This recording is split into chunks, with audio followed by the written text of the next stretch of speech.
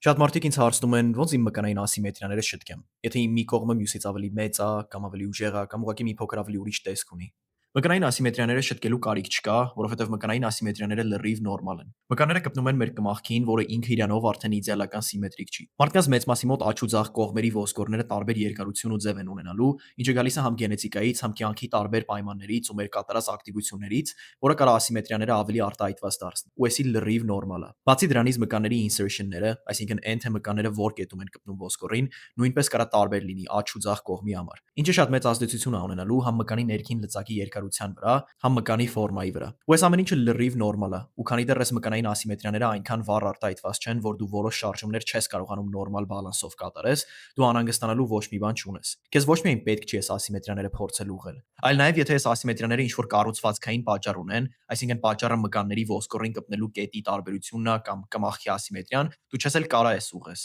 Նես որ մարզվեք ու մի անհանգստացեք սրա մասին։ Քանի դեռ դուք ձեր մարմնի երկու կողմն էլ մարզում եք, ժամանակի ընթացքում ուժային տարբերությունները կքչանան